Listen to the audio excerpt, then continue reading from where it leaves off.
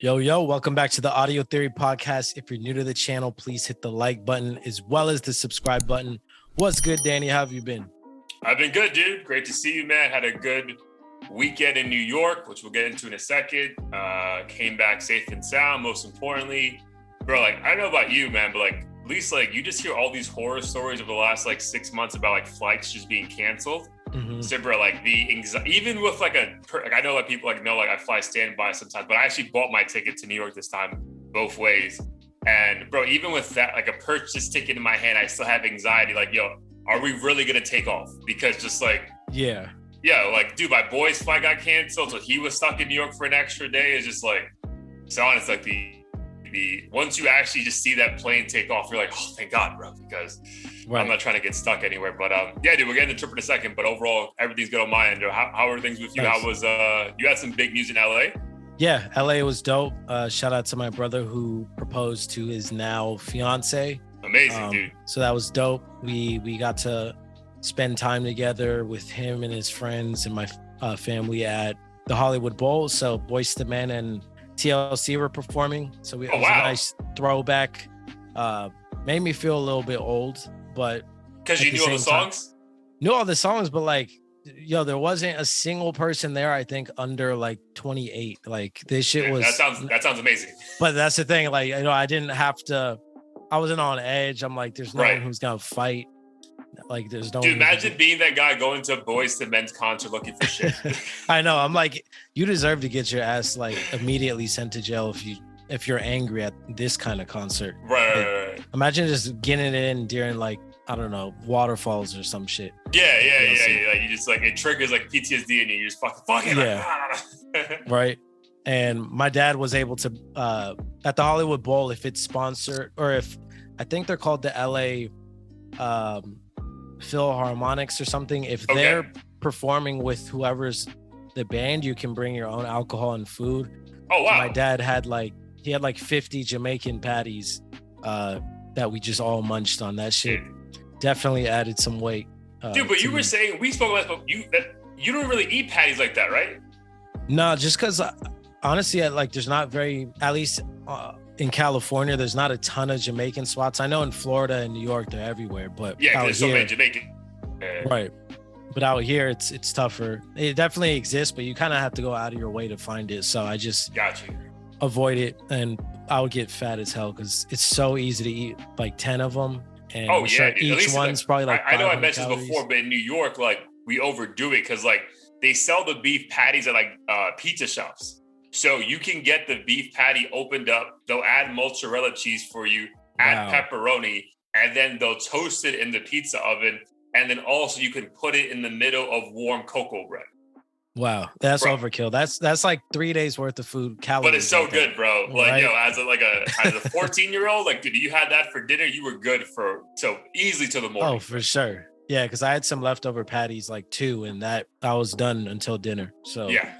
That was good. But unfortunately, on Monday morning, the day I drove back, I don't know what the fuck happened, but my leg was just killing me in the middle of the night. I was it literally felt like I did the splits and, didn't stretch or something. Wow. That's how bad it felt. Was the night before the event? No, the night before was just when we hung out at the flea market for my cousin's Vince Farrow booth. We just stopped by and, nothing, I didn't do anything. I just stood around, sat around, and I didn't get injured. Wasn't playing any crazy sports or anything. So I just had no idea what the fuck happened. Long story short, the past couple of days, it was so bad that I was limping. Putting on my shoes is fucking a 5-minute task if I'm doing it by myself. This shit, I don't know if it's me getting old or the long we ride hit 30 over. And shit just starts creaking. Right. I'm shit, I'm at a Boyz II Men's concert. Now my hip's not working. I'm how many years do I have left? But dude, plenty, bro, plenty. Don't worry. Knock on wood. But yeah, I saw the doctor. I'm gonna get some muscle relaxer. Oh damn, you actually went to see somebody? Yeah, because this shit was painful. That's crazy, dog. I have a heat pad on right now. It's making me feel real good. But hopefully this doesn't bleed into the upcoming trip I have in a few weeks. But I definitely took walking for granted. I think once I heal from this, I'm gonna have a new outlook on life. Because to your point, we are still getting old to a degree, and I took walking and sleeping for granted, and it's just crazy how you have to be in these situations. I told you about how bad. I didn't know actually when we were interviewing Johan. I brought up like, dude, like I had a pinched nerve, bro. Like, dude, like I couldn't like. You talk about like, dude, I couldn't put my shoes on. Bro, yeah, like, I think that's what it is. Yeah, dude, like, I literally cannot put my shoes on. I couldn't dude, to get out of bed, I'm like grabbing the sheets to pull my weight up, bro. Like, it's just real, dog. What'd you do to fix it? I went to chiropractor. Okay. So he like limbered me up, and then he taught me all these stretching techniques. First of all, dude, I work out pretty aggressive, but I never used to stretch, bro. Never. Like, I was just like, bro, little like, little. And I guess we're good to go. And it's like, no, bro. Now I do like a full 8 to 12 minute stretch session every time. Because so I'm like, the tightest person I know. Yeah, dude. So that's what you have to do, bro. And you have to get what I got was the gun treatment, like AKA like what women use as a dildo, like like the massage thing. Like, I use that shit all the time, bro. Because I should use it more often, to be fair, but I have it. So like when I feel tightness coming on, I'll just sit there for 20 minutes and just like make the pain go away. So got it.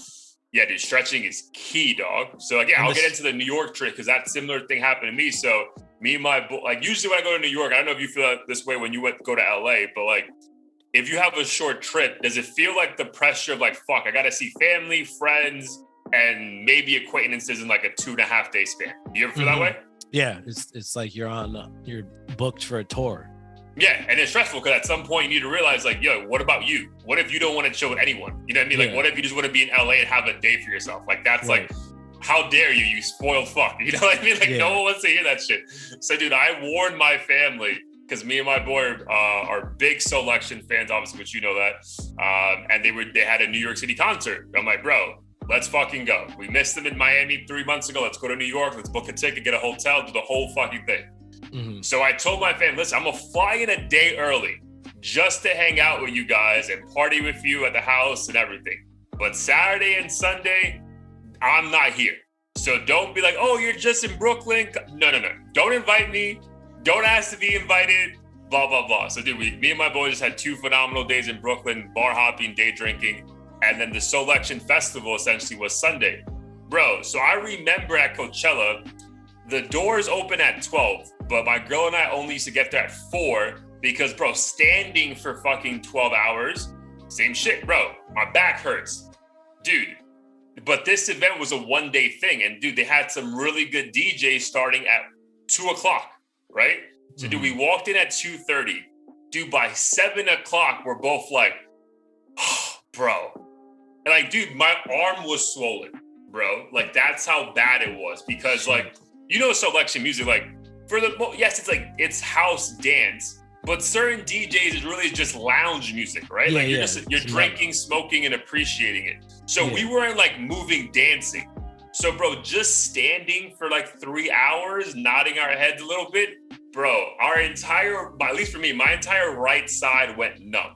That I'm like, fam, I need to go sit down. I need to start, I literally had to start like just stretching and like jumping up and down because my body, was shutting the fuck. It was good. Long story short, phenomenal time. But even that, I was like, bro, like I can't be at these festivals for 7-8 hours on end. Like I gotta like sacrifice, like, all right, dude, if I'm gonna go, I'm gonna miss the entire morning and afternoon, bro, because I can't be there for fucking 9-10 hours. Yeah. And I actually have a festival coming up, 88 Rising. It's basically like an Asian American label, I believe, and like Rich Brian and those kinds of people attend, and it's in LA. And I mean, granted, I don't know those artists as much as say Rolling Loud, so I'm probably not going to be there at fucking noon till midnight or something. But just even a few hours of standing up kind of concerns me because as of now, it sucks. I'm sure once I do stretching and shit, will be better by then. But I mean, this isn't pinched nerves and back issues and shit isn't something that's just completely gone within 3 weeks. Like, no, dude, it's not gone. It's just like you can maintain it. Yeah, you can maintain it for sure. What do you have in? You see, you have some traveling coming up. What do you have coming up in a couple weeks? So in a couple of weeks is that festival, but then Oh, nice. 3 weeks from now, or 3.5 weeks, we're doing the Italy Mallorca Right. That's right around trip the for corner. my boy's wedding. I really want to be healed for that one because that definitely costs a lot more than going to LA. Dude, but I think that would be better because, like, what actually I was nervous about Italy because, dude, I got hurt right before. Like, bro, like right before. So I was shook. Right. But what makes it better is the constant movement. Like, you walking around, sightseeing helps. It's the just standing, like, no movement, but still, like, putting pressure on, like, the soles of your feet that triggers your, like, that's what, at least for me, is what really fucks me up. Yeah, because the movement and stretching, it's supposed to hurt, right? But it's good. Right. Okay, because I was always like, fuck. I mean, doing anything hurts, but I feel like if I were to just lie in bed, it wouldn't help exercise, the muscles and shit. Nah, you should do. I mean, yeah, don't kill yourself, but stretching and then just like walking around, getting a I don't know if you have a standing desk at home. Yeah, standing desk. Yeah, dude. Because even like, dude, like, literally say like sitting down kills you. Because all your major like lymph nodes are like on your like bottom, like, so like you just sitting down is literally just killing you. Yeah. As they're watching this YouTube video, every second that goes by, my life expectancy. Yeah, it just drops. Oh man, too good. But either way, again, getting old sucks, but at least we're going out doing some fun shit, bro. So yeah, kudos to the new addition to the family. I know that wedding's gonna be lit, so that'll be fun. All right, dude, before we get into some news of the week, obviously I saw some marketing going down for the single dropping in 2.5 weeks, Paradise. So let the people know, like, how are you feeling with the rollout? Like, where's your head at? Yeah, that song I'm super excited about. Played it for my wife, who tends to be a harsh critic. And, I'm fine with that. Not everyone has to like every single song, but this one she heard and I could tell that she was genuinely impressed. She liked it. I think it's her favorite one. Showed it to my brother Corey just to get a pulse, and he said it might be his favorite as well. So nice. Super excited about the rollout. Not excited about coming up with all this TikTok shit to promote it. I know it's kind of a necessary evil. Unlike, say, the podcast, I can't really just like chop up clips and stuff. I have to figure out a way to get almost make up a script. Like, it's right. Yeah. And I have to come up with like witty skits to like get people to care about the song. The whole, hey, check out my song, it comes out in a few weeks, doesn't really work if people don't know you. So yeah, not looking forward to that, but maybe I'll tie in my back issues into it and make it like a funny thing. But I think for me, this track is gonna be similar to how I felt about Ignore Me, in terms of me like putting more effort into promoting it. And then obviously after that on to the next one, but excited to see what people think about it. I really like the beat and the chorus itself on this one in particular. Nice, and dude. The visuals. Yeah, I'm very excited because that's I'm actually going to be in New York for that because we always throw a birthday party for my mom on the 26th. So nice. I'll definitely have that. I'll add that to the playlist for the party. But question for you, because you just mentioned how annoying the TikTok part of it is. So, like, what is your favorite part of the entire process? Like, from you making the song to what's your favorite part of all of it? Is it comments from people? Is it family and friends giving you feedback? And then obviously, what's your least favorite part? Yeah. I mean, positive comments always feel nice. I think for me, I get a rush in, I'd say the beginning of the process. Once I've come up with the hook and I just fall in love with it, I think that boost of inspiration, gets me writing the rest of the track. And then once I send it off to the person that mix and master it, I think that period is the most exciting for me, because I personally don't have the skill set to mix and master it for it to be like radio ready. Sure. I can add the effects and stuff so they know how it should sound, but it's like muddy and just not quite there. So I know they have the skill set to make it sound super professional. And I think that waiting period is super exciting because I'm like, oh damn, this is gonna be fire. And then I'll replay the song over and over, tweak any last minute things. I think that period's the most exciting for me. Once it's released though, like I've obviously listened to this song like a billion times by then, so it's not quite as fun for me. Like I don't play a lot of my older stuff even now. If I'm at a party or something and the mood is cool, then like I'll get into it. But if I'm going to the grocery store, I probably won't play my own shit just because I've heard it so many times and it's just not the right mood. But yeah, I think the beginning stages, once I like have everything recorded and ready to go to the mix and mastering engineer, that's the most exciting period for me because I know they're going to do it justice and make it sound just so complete and bring like my vision to life, I guess you could say. And it's almost like a gift, right? Like it's like you don't know, like you know what to expect, but you don't know what to expect in the same way, right? It's like right. This could be amazing, this could be like I need to find somebody else to do this. So I feel, you know what's funny though, and like I guess not surprising is that like since these two things, like you with the Blair Anthony projects and us with the podcast, they're such passion projects for us that like we really only care about the input. And then whatever happens after that is like a necessary evil that we're like ready to embrace when both these things pop off. But it's almost like, bro, it can never pop off.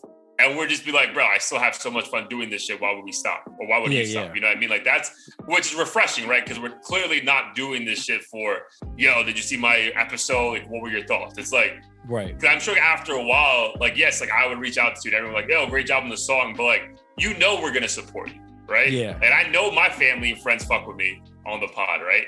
But I don't care. Like, I need, like, if this is going to, like, in the sense, like, if we want any feedback, like, we want the external world who's outside of our world to just let us know, hey, hate it or love it, cool, at least I'm reaching you. Whereas, like, I really just care about the fucking actual input of this, the effort of making the final product, and then whatever happens, fucking happens. Yeah, no, exactly. And I think that's why, like when we have really great episodes and takes in one, or if I'm really digging the song that I'm making, those moments are great. But then afterwards, like, I'll send you random comments from people we don't even know exist. And it'll just be something as simple as stumbled across the pod. Like, you guys are amazing. Like, I love your take. And it'll be the simplest thing, but blow my mind. And then if my brother says the same thing, I'll appreciate it. But I'm like, I know you support me. So it feels, I guess the surprise, the element of surprise isn't really as much. It's like, present. Thank you. Like I appreciate it, but obviously we appreciate it. But it's like, dude, like whatever you do, I support whatever. Like I would expect that, you know what I mean? But like to your point, like someone writing a paragraph just praising us on a YouTube page is just like, oh shit, fuck, I didn't realize we were that good. You know what I mean? So and I know you feel the same way because I know you were showing me maybe 6 months ago, like when we were doing like the Spotify recap, and you saw like all the countries that were listening to your music. You're like, oh, the fuck is going on? Like, how is this even happening? So I know that had to be a good feeling. 100%, which is crazy, and it's a double-edged sword, like when it comes to streams and comments and stuff. Because I think everyone's always like, don't care about what other people think. You don't need validation, blah blah blah. But like all the artists we interviewed, like when they do well, they're posting their streams and comments and stuff from other people. So it's tricky trying to balance that shit, because on one hand I don't care, but at the same time, if my song gets 10,000 streams, like I'm gonna fucking freak out and be happy. Or if we get a video that goes viral and a lot of people are saying shit on it that's either positive or negative, we're gonna get excited. So I guess acknowledgement is the best thing. When you're acknowledgement, and then also just like, you're not like, we do it for us, so we're not seeking that, right? I think that the double-edged sword gets worse when you're like, I'm looking for approval, and then I'm never going to be satisfied until I get something.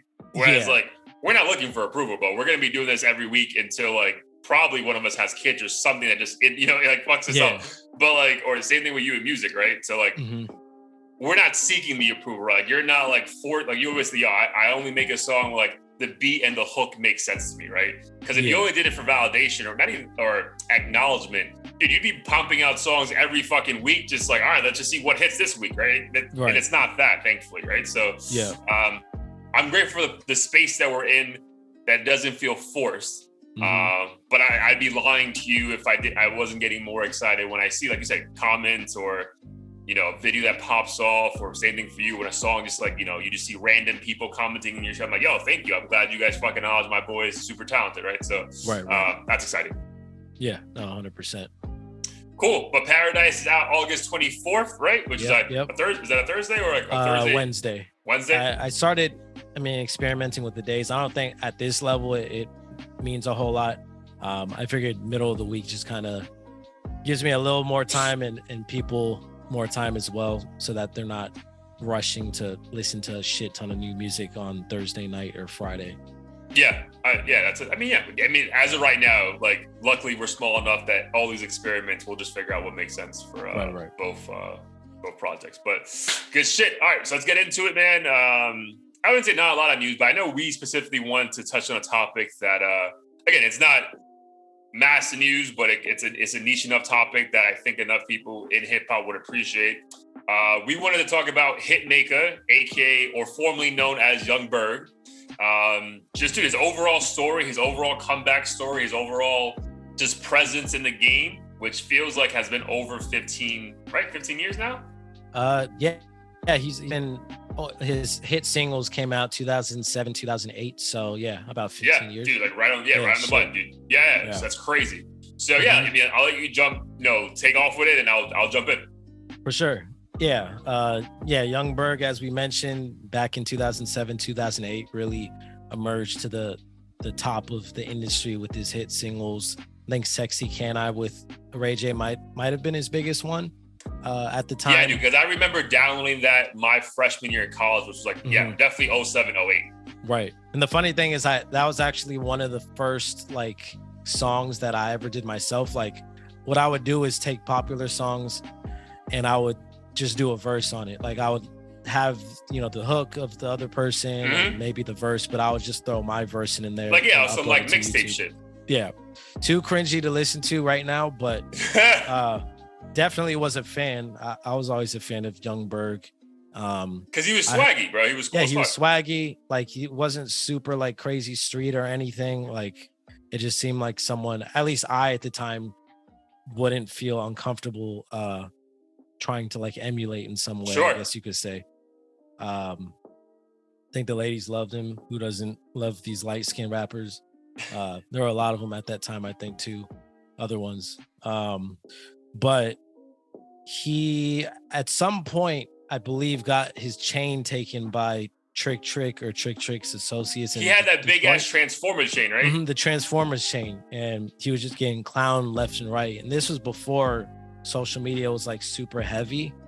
I think it was just basically on like blogs. I think all the hip hop blogs. But again, even at that time though, like that's where you went. So like if you were a fan, so if all the headlines are like, yo, this dude got snatched, he's a sucker, like that shit carried weight. Yep, 100%. And I remember it being pretty vicious in terms of like his image being tarnished by it, which is kind of crazy just because I always saw him as this kind of like little dude who made music for the ladies, not like some tough dude who I expected to shoot back or some shit. If anything, I felt kind of sorry because I'm like, what the fuck did he do to deserve this? And apparently it wasn't the only time that happened to him, but he essentially just disappeared behind the scenes. And because he didn't have an Instagram, not that he would give all the details of what he's doing behind the scenes, but it was very, very unclear where he went, why he disappeared. I think a lot of people speculated maybe he just was so embarrassed and quit music altogether and fucking moved to Fiji or some shit. But the reason why I wanted to bring him up with you is, I follow him on Instagram now that he's Hitmaka, and I just see so many posts of like accomplishments that he's made over the years, people he's working with. And I just found it intriguing that he he reinvented himself in such a way, and I was curious, where on the scale he fits, because like Tyga and 2 Chainz, for instance, formerly Titty Boy, reinvented themselves, but I don't think they fell off so hard to the point where I don't think the fall off was ever that bad, dude. Yeah. Right. I don't think the fall was ever that bad, because if I go back to Tyga, like Tyga was famous, but dude, when he dropped, people forget about this. I remember like this, like when I was really into like, because album sales mattered back then, right? So like I was really, dude, I don't know why, but I would go on the blogs and what did they do first week? And people forget this, that Tyga dropped, even though he was still signed to Young Money, and this is like the disrespect they did to him. Tyga dropped the same day as Carter 3. And Carter 3 did like 1.1 million buys, digital and CD. Dude, Tyga's shit did like 32,000 or something stupid, maybe even like 13,000, just something ridiculous. So I think like, even though Tyga was famous, Tyga never really had success like musically. You know what I mean? Like he was a cool dude, like blah, blah, blah. Like another light-skinned rapper that, he's cute, whatever, like pause, you know what I mean? Like just people like wanted to have him around. Yeah. So I think his rise was steady because every time he dropped something, we were like genuinely surprised. Oh, this is a cool song that I can like play in the club, right? When he went from coconut lime juice bullshit to Rack City within 5 years, you're like, wow, that's impressive. What a jump, right? And then we had no expectations for him for like 5 years. And then he comes out with Taste with all, like, dude, this guy is clearly, good for him, right? Like he didn't get the Jenner Kardashian curse. And the same thing with like 2 Chainz, bro. Titty Boy was still a very successful rapper with a part of like, what was that? DTP? Whatever it was, Duffel Bag Boys, like the song that he had with Lil Wayne. That was still, was it Player Circle? Player Circle, yeah. Yeah, so like that was relatively successful. And then, bro, when he went solo, he just fucking blew up, right? So again, I don't think, but people were surprised by how good he was, right? It was like you were a star and fell off. I think with Hitmaka, aka formerly known as Young Berg, like he had success alone. So I think it has to be up there with people who like ever reinvented themselves and came back, because like, bro, like you said, it was vicious. Like, dude, I feel like he had to change his name out of necessity. Yeah. Like I think these other guys like just changed because they was like, yo, like I'm evolving. He was like, bro, I ain't never gonna get a feature again if it says like Young Berg on the track. Also, he got his chain snatched, I think, twice or something. And you can't have a name Young Berg and then be afraid to wear a fucking chain. I think he stopped wearing chains and he's like, fuck it. All I want to make is hits. I'm sure it was his mindset. And then Hitmaka was But born. Was Young Berg so a question though, when he reinvented himself, because I don't know the background story of the behind the scenes, did he come back solely as a producer and just will pop up on random songs? Or like, was he also a producer back then? I don't know the full backstory. I'm pretty sure, especially considering his skill level, he was already making beats at that time, probably for himself and other people. Gotcha. And I'm sure he said he just felt like being the rapper and the face of your brand just came with too much bullshit. And I'm sure he just wanted to focus on producing, since he's, I'm sure, already really good at that, which he is. And probably ghostwriting for the people that we don't even know about. Yeah. I think he just went full in and liked being behind the scenes and not dealing with, the flashy bullshit. But that song he had with Chris Brown, he was still under Young Berg though, right? Which one? No, they have multiple songs together. I didn't realize that. Well, I'm thinking of like just him from a production standpoint. I know he works with him quite a bit, but the only one I see that comes up is Swagger 2015. Yeah, maybe I'm bugging. He definitely produced the one with the sexy, the one with Young Blue. Forget the name. Okay, dude, it's fun. Yeah, Sexy Lady is literally the only Young Berg song I have in my library, which is hysterical. Yeah, maybe I'm thinking about some other song. I thought he had a song that was like they remixed like a house beat that was fire. But yeah, maybe he was already Hitmaka by then. But yeah, dude. Yeah, like if you go on any of these like catalogs, like yeah, this shit is only until like 2007 to 2011. and then everything else after that is Hitmaka, which is it's just funny. It's just funny. Yeah. But yeah, dude, I would have to say probably one of the most impressive comeback stories ever in hip hop because, to be literally like criticized, which I don't think anyone was ever dissing him his ability as an artist. No. But like the cachet to be like, yo, let me just take a break and I'll come back as somebody else. Like takes a lot of fucking balls, bro. 100%. And it's also weird that, you know, as a rapper, it seems like unless you're just way out there, like say a Jaden Smith or something, it seems like you always kind of have to be this tough dude who, doesn't, even if you're not a street dude, like you kind of are forced to abide by like street rules and shit. Like if, you know, maybe again for Jaden, it might be different, but let's say someone who's not like super thugged out, like, I don't know, Travis Scott or something. Dude, but I'd even say like, because Travis Scott at least associates himself with a lot of like gang shit, right? But I would even say like a Tyler. Like Tyler's not a thug, but think about the way Tyler like speaks, right? Deep ass voice, right? Yeah. Maybe because he always gets like the gay accusation, always feels like has to portray super masculine, bro. Like, right. You know what I mean? So like, very braggadocious. When I really think about like old young Berg shit, this guy was just like having a good time and like girls. Like, you know what I mean? Like that's all he was trying to do. Yeah. I mean, I do know he's from Chicago and I think he was rolling with the entourage. I'm sure there's got to be a few dudes in there who were in the streets, maybe even young Berg is, but I don't know. I believe that if, let's say, Tyler the Creator or Amine or something snitched, it would, in a situation like someone did something to them and they snitched, told on them, I feel like it would ruin their reputation, at least to a degree, within the industry, which is just strange to me because they're not claiming to be gangsters, but I feel like the industry wants you to abide by those rules and images. Yeah, almost on some like, listen, we have your back. Like, we support your music, so you have to support Black culture. So these are the rules. It's like, the fuck are you talking about, bro? Like, right. Okay, we've said a million times on this podcast how we don't respect. Like, I mean, not like I put words in your mouth, but like, remember when Pharrell was getting slack for saying that he would snitch? We were like, yeah, obviously, bro. Like, I don't know. We're like, what do you want him to do? Like, fuck that. Yeah, it's a trip how there are all these weird standards that these rappers, I guess some of them understandably want to abide by, but in the end, I think the reinvention of his image and career is amazing.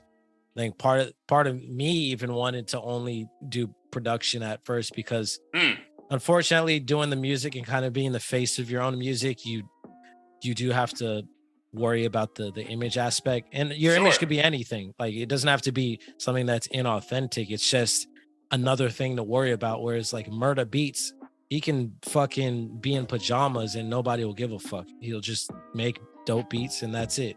And somehow gets like the baddest women. Right. It all works out. Maybe that's the secret. But yeah, shout out to Hitmaka. Dude, super impressive. And dude, like the list of people he's been working with the last few years is just impressive. Like A-listers, right? Which is crazy because I never, even in his heyday as young Berg, no one considered him an A-list artist. Right. And it's funny how like he took a back step and now he's working with A-listers. Like that's crazy to me. Yeah, it's a trip. Yeah, shout out to him. Thank you for bringing up that story. So a couple other things we want to get to as well. Did you get a chance to watch the Sticky video for Drake? I did. Okay, so your thoughts on it? Shit made me feel broke, but the video is dope as fuck. I'll say that much. Yeah, dude. Yeah, the video is fire. So if you guys haven't seen it yet, go see it. Spoiler alert for anyone who hasn't yet. The video follows Drake throughout his like summer excursions. I think it starts at whatever festival he had with Little Baby that he brought. I think it starts in Canada and goes to Miami, then goes to some other tropical country, and then ends in like Ibiza where Black Coffee's DJing. And throughout it is just wealth in your face. Dude, fans going crazy though. Oh yeah, like hopping over what I don't even know what the fuck fans going crazy. Like it reminded me of conversation we had about like Like, I know him and Chris Brown would never be Michael, but dude, I felt like a Michael moment. You know what I mean? Like, which is why it's in the video. Like, he's not dumb. Like, he wants to show people how fucking like popular he is. Dude, but honestly, what I really appreciate about the idea of releasing that song specifically with a visuals to it is because you would have thought if he would have given in to like public criticism that Jimmy Cooks would have been the next video. Right? Because like, think about it, dude, now I'm on TikTok way too much. And like, that was the one song that everyone kept trying to make like a video with that audio to, right? Like something, right? Like something like, it could be you go into your fridge or you go out into the gym or whatever. Like that was the audio they kept pushing. So I would have thought it would have been that, but I like that he's like, nah, bro, like I'm really going to do this house shit. And I'm going to give you visuals for where I invest like another $1 million just so you can see like me flexing and people enjoying my music abroad. So I really appreciate that because again, he could have easily just like, all right, fuck it, let me just go back to doing hip hop. And here's the one single that all the hip hop fans could agree on was fire. Yeah, no, for sure. And I feel like Sticky was one of the more like middle ground digestible ones that was the least, one of the few least, you know, just full on like, there's so many hip hop elements in it. Type shit. Yeah. A lot of hip hop elements, even his flow, like he wasn't really singing much on it. It felt very Drake, and I think the beat, like anyone could, you know, that beat's fire, bro. That beat is fire. Visuals are fire. I think speaking of what we were just talking about, Drake is one of the few artists I think with time becomes more like associated with the streets, which is interesting to me. You think so? I think he's just always like literally associated and rapping with the dudes who claim the streets, like whether it's Meek Mill, Lil Baby. Yeah, and when he shout out to him, he did do a free YSL thing again. So you know, he's only released 2 songs since he went to jail, and kudos to him that he's been very consistent with that messaging. So that's nice. Maybe he's like, yo, I'm Canadian, you can't come and get me over here, or something like that. Like, like if they get a rebook case on him. I mean, I wonder because like, bro, he also like has his own gang essentially. His entourage, his boys. You can see their day ones. So like, I feel there's also a level of comfort. Is like, bro, we're all rich, we're all paid, but these guys have my back. So I feel very comfortable. I'm thinking if I'm Drake, I can roll up anywhere and know nothing's happening. You know what I mean? Like, I feel like that's it. As opposed to like, you're just rolling with like 2 security guards and hoping for the best. Like, I think, dude, his entourage is massive, bro. Right. For sure. And I think with that fame and power, he kind of needed to, I don't know, elevate his security and kind of flex that muscle a bit more. At least feels the need to, because he's not just this up and coming rapper who made, you know, love songs anymore. You can't just be like walking down the streets of London in fucking skinny jeans and think no one's gonna fucking no, I feel you. But dude, the visual is dope, and also that Maybach, that Virgil design is wild, bro. That shit was crazy. That looked like a whole shoe. Yeah, dude, that shit was crazy. Like, it looked like a fucking toy, and then you realize it's an actual functioning Mercedes. Like, that's like fucking insane. Yeah, that's wild. Yeah, but it was like, the video is great. I would definitely keep it if you haven't yet. It's just the ultimate flex, bro. Like for all those memes that were like, yo, this music is meant for like people like doing certain things. Like, he's like, yes, like yes, it is, bro. Because like all the places in Miami that he was at, like, dude, those are fucking like. Do you walk in, you're dropping like at least 4 racks, and that's like some like us. So imagine him who like feels the need to flex, like, bro, it's gonna be in the dude hundreds of thousands of dollars probably for one night, which is just crazy. Yeah, that's insane to think about. Dude, speaking of like how big these artists are, have you seen the TikTok? Maybe like the algorithm on there like knows what I like as far as like Bad Bunny shit. But have you seen the controversy of like the girl he made out with at a bar? That Drake made out with that? No, Bad Bunny. Oh no, what happened? So dude, like everyone, not everyone, but like all the like my timeline is just like he made this girl famous who had a boyfriend. So you know how these clubs, like whenever these like guys go out, like they always have girls in their space, right? Like it's just like, hey, you 15 girls, come sit over here, drinks are for free, you're no stress, right? One of those girls is sitting right behind Bad Bunny while Bad Bunny's sitting down, and she's singing along to one of his songs. She's like close enough, and bro, he grabs her face and they just start making out. But that girl has a boyfriend that like is all over her social media.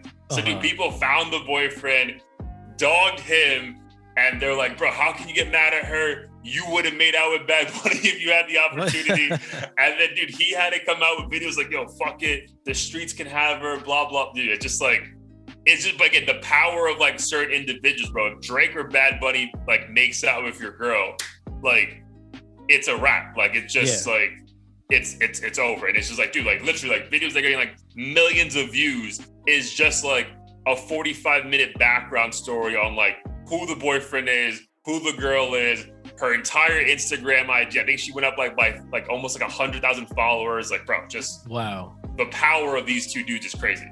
Yeah, it's tricky and it's tough because on one hand, like you kind of understand someone wanting to make out with their like celebrity crush, but at the same time, if this shit goes public, like there's just absolutely nothing you can do. Dude, it's gone. Like that ship is sailed. Like you're like, yo, you're fucked. There's no like keeping it a secret. Right. And you'll be known as, like, no matter what happens, you'll be known as the dude that had the girl that made out with Bad Bunny. And you can't get past that. Yeah. And for her, he's going to use that shit against her anytime he gets pissed off. Like, oh, we'll go suck Bad Bunny's dick or something. Dude, but facts though. But even that one, you just like, I know, bro. You're just, if you're the guy, there's no way you're not pissed. Yeah. I get that. Oh, but then like you take a step back, you're like, bro, is she gonna be hanging out with him all the time? Right. You know what I mean? You're gonna hear his shit all the time. That is true. Like though. number one streaming motherfucker. If this was like, I don't know, who's somebody we don't hear from. If this was, I guess, like Young Thug, Jaden Smith or Young Thug at this point, maybe think differently. But Bad Bunny, think about it, they get married and the fucking DJ by mistake just plays the most popular song in the world that just so happens to be a Bad Bunny song. Bro, the PTSD in your brain, it would be like, bro, I'm killing everyone here, bro. Right. And it's not even an artist that you can easily just forget and like not want to vibe to. Yeah, that would suck, bro. Because imagine if he's also a diehard Bad Bunny fan. Oh, I'm sure that shit would hurt so much. Hurts. Dude, poor guy, bro. But yeah, that was a funny thing. Because like, yeah, the power, like again, if she would have made out with Chris, and maybe not Chris Brown, because Brown's pretty big too. But like, yeah, she would have been like another chick that Future made out with, right? I don't think anyone's taking a deep dive into her Instagram to find out who the fuck she is, right? Right. But I think it's because it's like, yo, you made out with Bad Bunny. Like, who the fuck are you, right? Like, he doesn't have a girlfriend, so who the fuck are you? And then, bro, like, crazy. Yeah, so the power of the internet. But yeah, that was a good point because, again, like, Bad Bunny, Drake, it's like A1, like, it's the same shit to me. So, like. Wait, speaking of, though, didn't Scottie Pippen stay with his wife after she banged Future or some shit? Yeah. Damn. Yeah. Dude, but even that, though, like, I mean, they eventually got divorced, but even that, like, he had to eat that for a while, bro. Like, that had to be awkward, bro. Like, everyone talking about it, like, that had to have sucked for him, man. Right. But at least he has, like, accomplishments and shit. Yeah, at the end of the day, he's a millionaire who can also get whatever girl he wants. I think, no disrespect to him, to this guy, because he probably just has like a normal day job like us, you know what I mean? But he's maybe successful, making great money, but at the end of the day, like, you're not like that.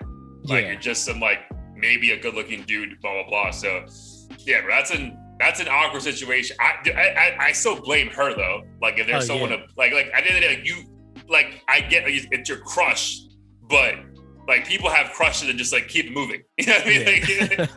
Like, exactly. Like, you getting free bottle service should have been enough. Like, yo, like, I'm here. Like, life is great. Dude, but you know that nigga was tight when like she's like posting the IG stories next to him. Oh, he's like, bro, I'm gonna kill this bitch. Like, I'm gonna kill this. That would it stings just hearing about that shit. Yeah, so, for sure. I need to ask Gina who are crushes. Make sure we don't hang out in Miami with the wrong people. All right, bro. Last thing that I wanted to bring up was just seems like it feels like deja vu. Beyonce having to change the lyrics on her new album where she, like Lizzo, brings up spazzing on that ass. I don't have the exact lyrics in front of me, but I think it's just like, it's back-to-back lyrics, but she used that specific word and phrase. But she gave in. She's like, she'll change it. She gets the backlash. So your thoughts on this? when you first told me, I was just happy that, you know, these cancel culture minions kept the same Are energy consistent? with her. Yeah, because I'm like, I think Beyonce's so massive that we almost feel like she's immune to any criticism, and if you do criticize her beehives or bayhive, whatever they call themselves, is gonna just end your life essentially. And yeah. And they just kept the same energy. I don't agree with them, but I'm glad if you're gonna have this energy, just go all in and apply it to everybody. Don't pick and choose. So I agree. Like, I'm grateful. I'm not grateful. I'm pleasantly surprised that they kept the same energy. But my thing, I'm even more surprised that, dude, she gave it. Like, dude, she's huge. So I would have actually respected her more if she's like, hey, I acknowledge that maybe this was controversial to you, but I'm not changing my art. Because, like, my thing is, like, if you change a lyric, you're literally, like, that's like if you made a painting that offended someone. Yeah. And you go back and, like, all right, my bad. Let me erase this and make it how you want it. Like, nah, dog, this is art. Like, take it or leave it. Now, you don't have to like it and you can criticize it, but I'm not changing my shit. Mm-hmm. Like, we can censor it on certain, you know, you have to download the explicit version to hear that phrase, but to fucking change it, I have a problem with that, bro. And I would think she doesn't need these fucking record sales. You know, she doesn't need this shit. So I think she could take the best stance to be like, fuck no. Like, yo, like, my bad, but, like, I'm not changing this.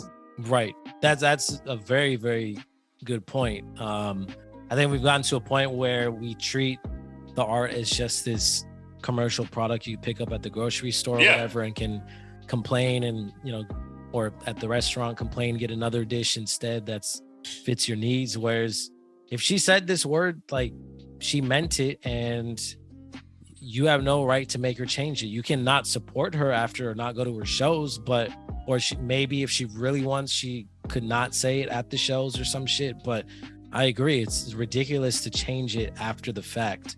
And I still have no clue that, or had no clue that this was offensive in any way to any group of people. That doesn't excuse. Yeah, it doesn't excuse it for sure. But it's just like, bro, like, I would, again, I get if you don't want to give her a pass. Mm-hmm. You know what I mean? Like, fine. Like, hey, you didn't know that was offensive. I'm letting you know now it's offensive.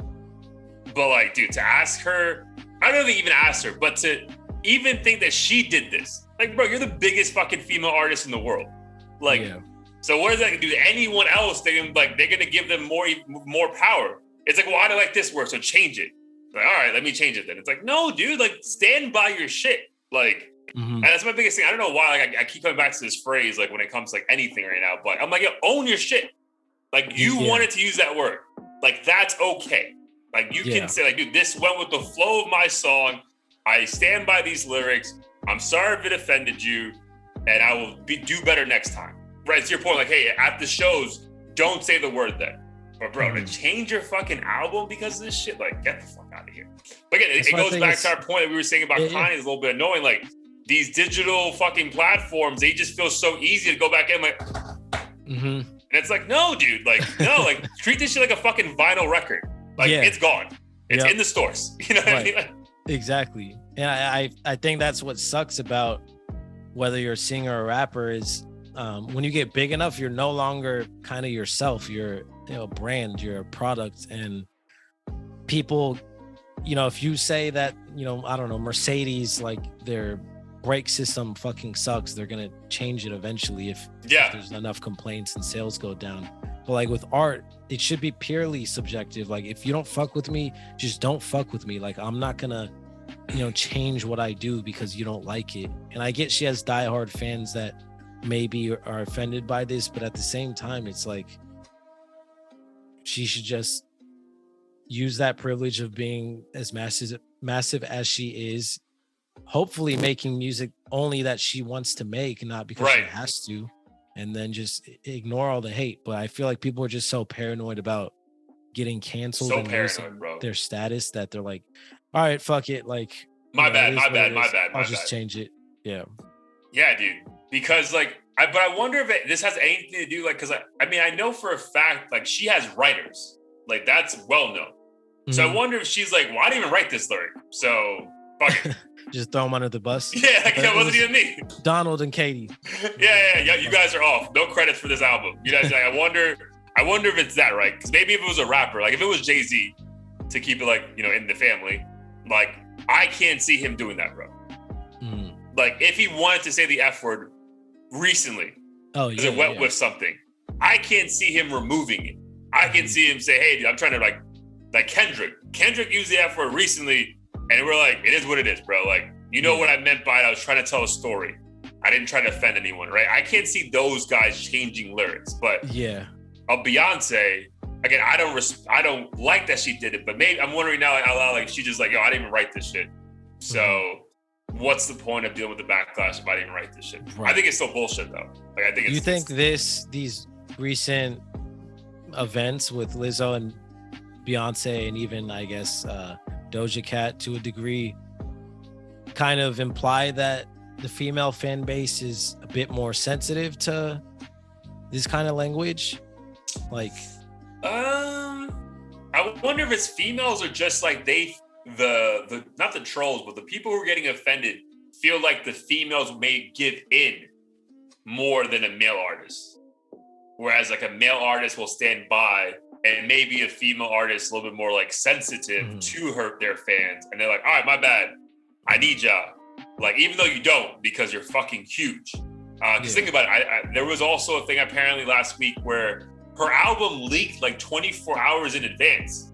And she still did crazy numbers because her fans were so loyal, they didn't want to listen to it that if it wasn't an official release from her. And that's pretty crazy. Like most people, like, that would affect your first day streams by a lot. So I don't know if she felt like a level of like debt to them and like, yo, if you really were that offended, I'll change this for you. But like, I still think like at the end of the day, like stand by your art. And if it offends, I feel like you make music to trigger some kind of emotion. And clearly you didn't intend to offend anyone. So why take the extreme stance of changing your art because you offended somebody? Right. And what this tells me is we're going to get to a point where we can't even say the word crazy. Like that's going to be tied to fucking schizophrenia and who knows what else. And saying cray or crazy is going to be like a bannable word. But which is why, dude, I respect people more than, my bad. Why I respect like people like Andrew Schultz more because his latest special was the opposite of what today's culture is, right? Like you can't talk about certain things. And it's like, no, you can't. You can just be very clear about what your intent is. Like to laugh, to make you laugh, right? And everyone's gonna get these jokes. So I'm glad there's still people like that, bro, because I do feel at some point this is gonna come full circle and we'll be in a better spot that people can just like take art for what it is and not like the stance of like, this is not okay, it must be changed. It's like, dude, or you can just like not listen to it if you don't, or not see it if you don't want to. Right.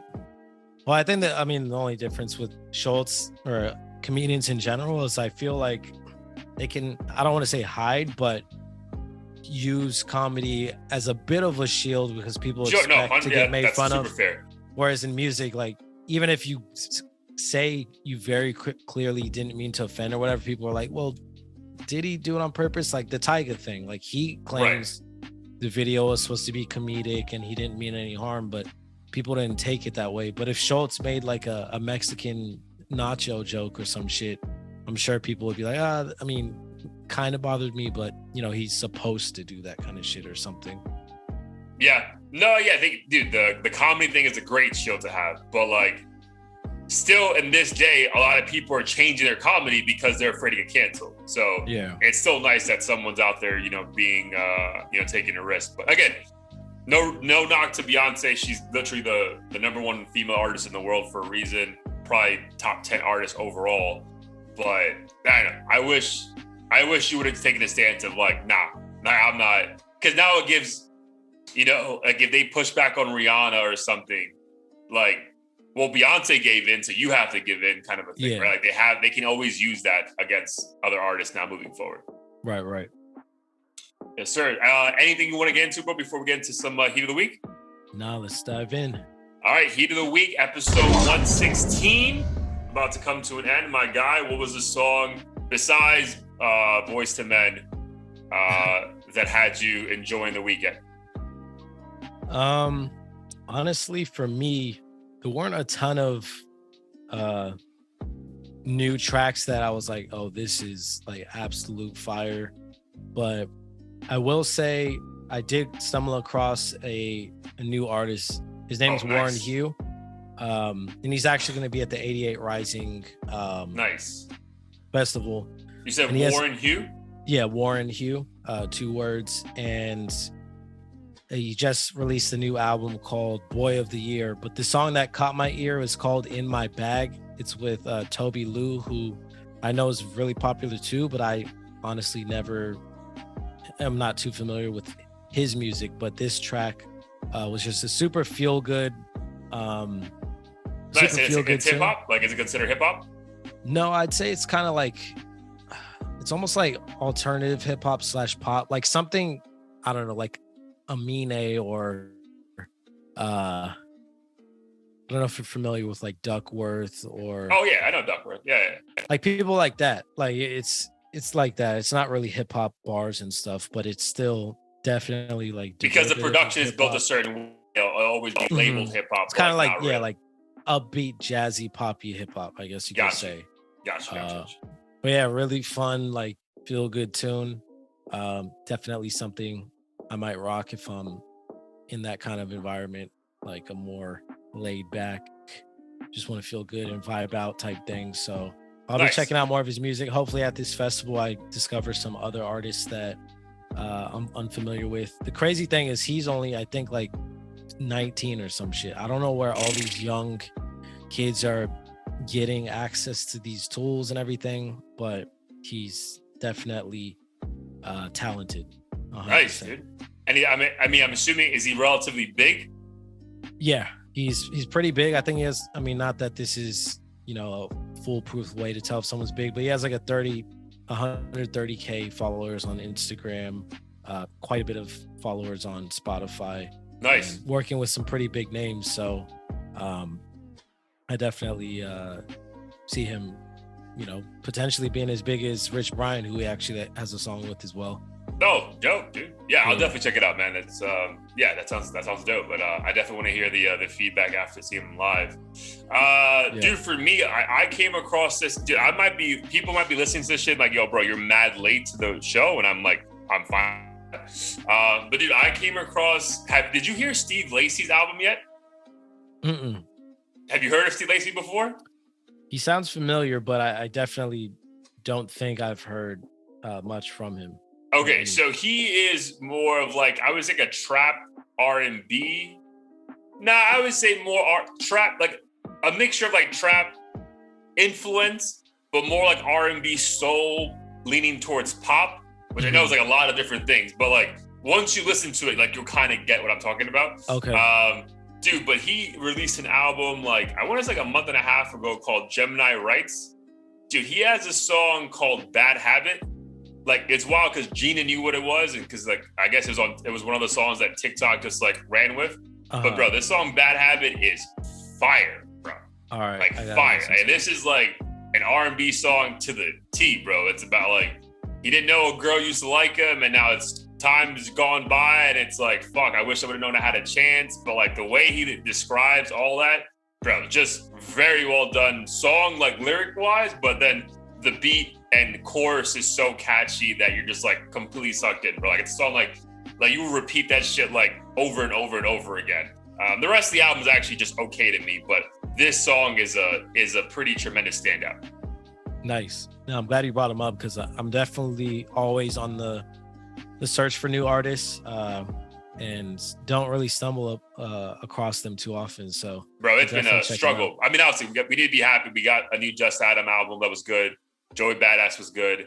Yeah, this guy's good. Again, I think people think he's great. Like, I saw some comments and like he did a Zane Lowe interview, and like people were like losing their mind over him, bro. So I think people fuck with him like heavy because he's like a weird dude. Like, you know, people like love that weird shit. Like, like a weird dude. Even his picture, he's like wearing overalls with it like behind his neck and shit. I'm like, what is going on? Yeah. And in the interview, he was wearing some wild glasses, bro. So like, again, but I think people like that when you can do the weird shit, kind of like a Harry Styles, but then make music that everyone can relate to. It's like, oh, okay, cool. Right.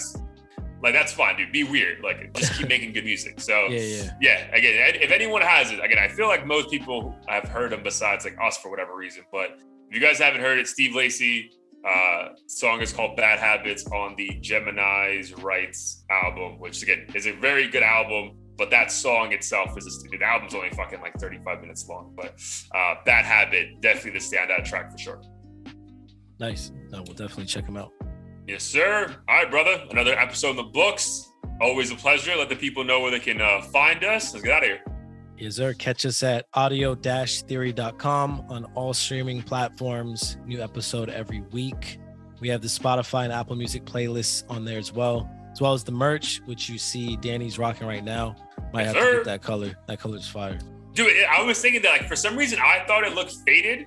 And then I see on the camera, I'm like, yo, this shit looks phenomenal, bro. Like, yeah. No, that color is nice. Yeah. I think this is the charcoal one. Yeah. Also got to check and see. Maybe they release some new products too that we could throw up on there. Yeah, we'll definitely need to fuck around over the summer before going into the fall. Yep.